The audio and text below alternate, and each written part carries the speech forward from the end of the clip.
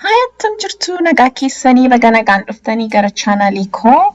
Egaa har'a kan hojjennu dhadhaa kocheedhaaf kan ta'u yookiin kitfoodhaaf kan ta'u wajjin baqsinaa. Gara jiruu isaatiitu hin deemin dura garuu jalqaba gara chaanaalii koo warra dhuftanii subscribe akka gootanii kabajaan isiniin gaafadha.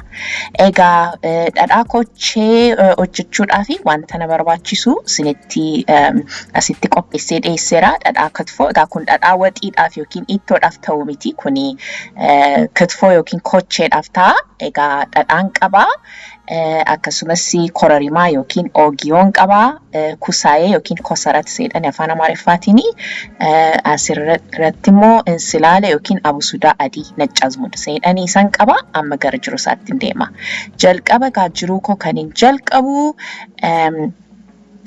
hawaaja kan argitanii xinnoo ishee ibidda irratti nan ho'isa.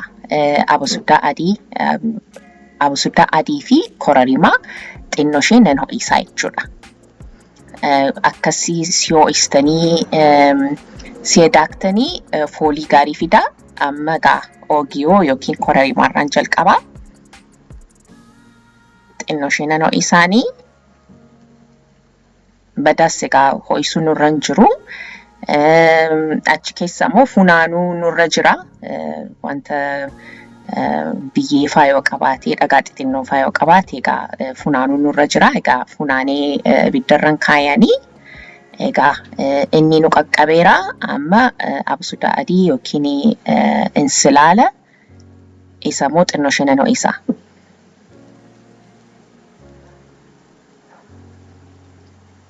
Isas kunooti akkas ho'iseera. Amma nan daakaanii maashinii isa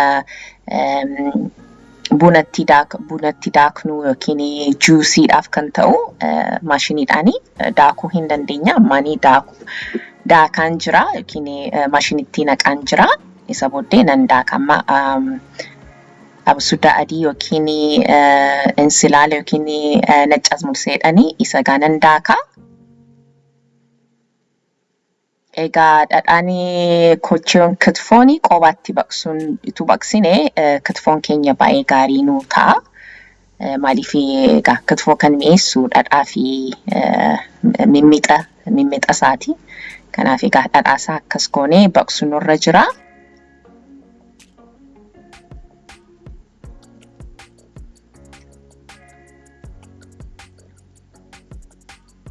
Ergan daakee booddee immoo akkas immoo gingilshaarra godhetanii isa gaa kan baay'ee hin daakamne irraan baasa.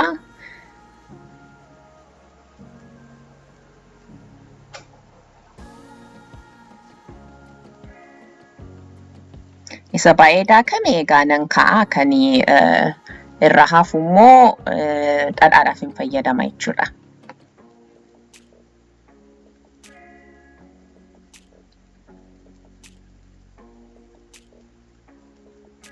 Amma immoo oogiyoo yookiin kororimaa jedhanii isa immoo nan daakaa. Isas egaa daakitanii isa booddee gara dhadhaatti hin deema jechuudha.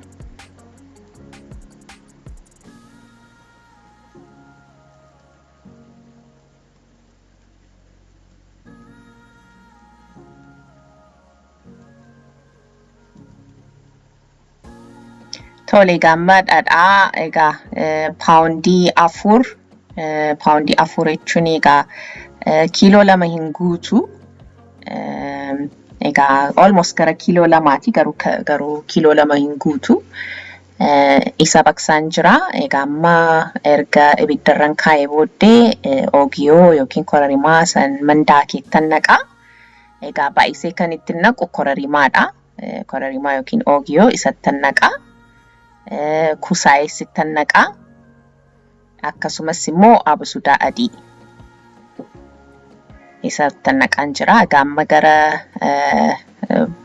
fal'aana shaayee 4 akkasitti naqe 4-5 naqe kororimaa. Abusudaa adii immoo fal'aana shaayee 2 naqe. Isa booddee kusaayee immoo naqe. Amma egaa baqsuun jalqaba.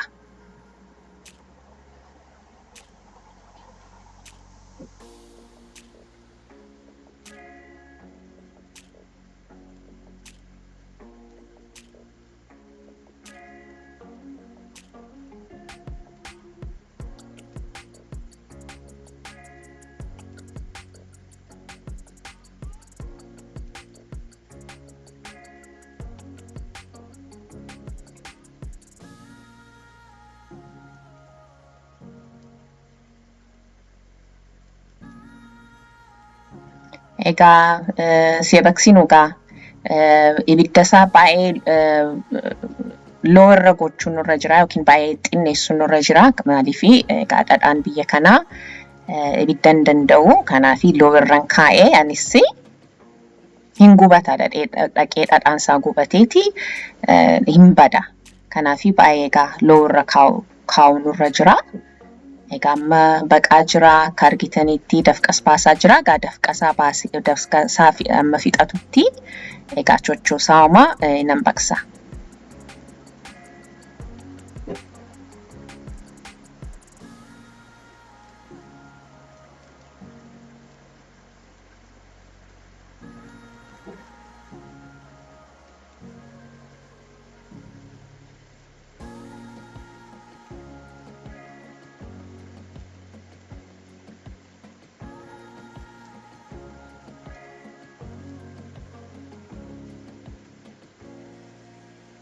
Kunuunsi amma dafqasaa egaa baafatee egaa xuuxaa jira.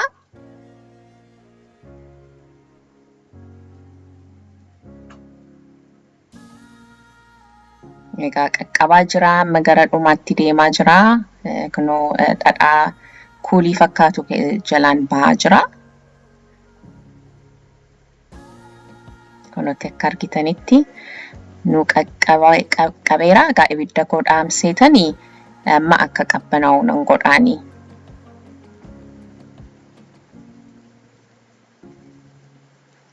Amma erga qabbana'ee booddee irraan calalaa.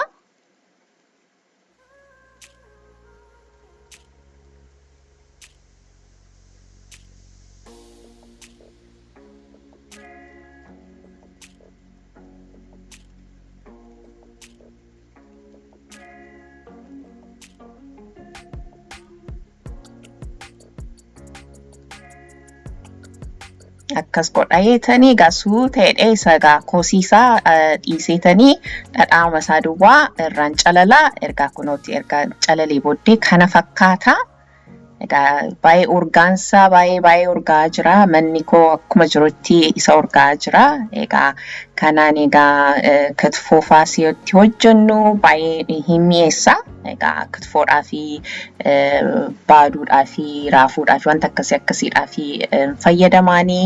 Egaa hin jaallattu jedhee nan abdadha. Yoo jaallattan immoo nama gara biraadhaaf fayyada jettanii sheerii godhaa. Laayikii godhaa, sabskiraayibii godhaa. Viidiyoo itti aanutti immoo ammoo laagarrutti ulfaadhaa. Baay'ee.